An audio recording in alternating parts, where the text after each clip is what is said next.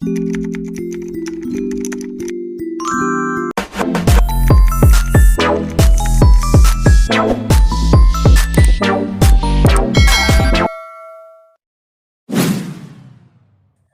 guys! Welcome back to my YouTube channel. So for today's vlog, gagawa tayo ng tutorial kung paano maglagay ng subscribe button animation sa iyong intro or sa iyong vlog using CapCut editor app.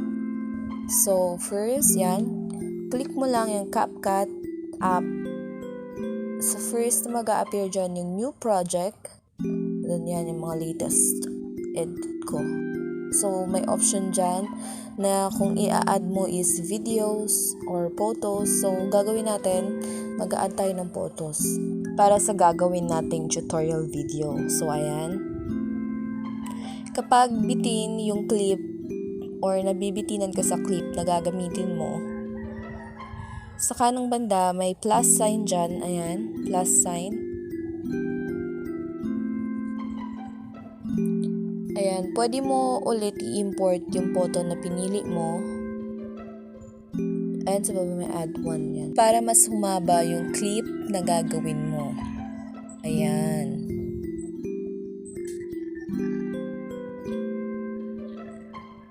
And then sa baba,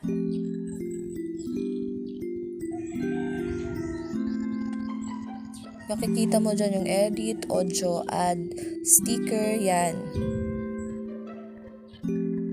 Hanapin mo yung overlay.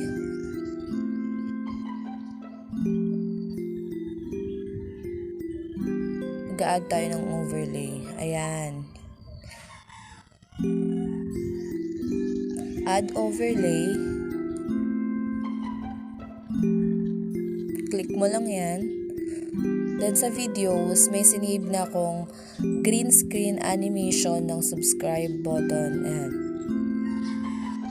Ito, yan. Sinave ko yan galing sa YT. Yan.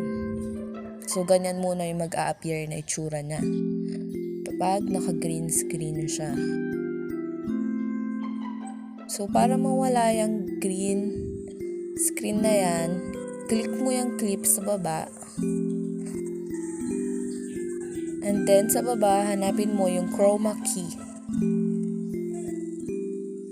Ayan, itong line na to, yung may split speed, volumes. Hanapin mo lang yung chroma key.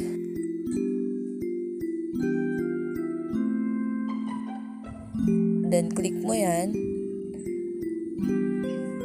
May selector na lalabas doon sa video na inad mo sa overlay yan. Yung selector na yan, ikot-ikot mo lang siya dyan sa green screen. Ikot-ikot mo siya. And then, sa baba, may makikita kayo sa color picker, may makikita kayo intensity at saka shadow. Click nyo yung intensity. Intensity lang i-click. Then, may lalabas na reset. Isagad nyo siya hanggang 100. Ayan. Diba napansin nyo na wala yung green screen? O yung green sa color picker. Ayan. Pag kinlik nyo yan, ganito ang kalalabasan yan. Ayan.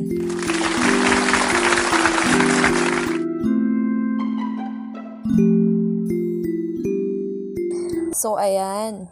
Meron na kayong subscribe button animation using CapCut app. So, thank you guys for watching. See you on my next tutorial vlog. Bye!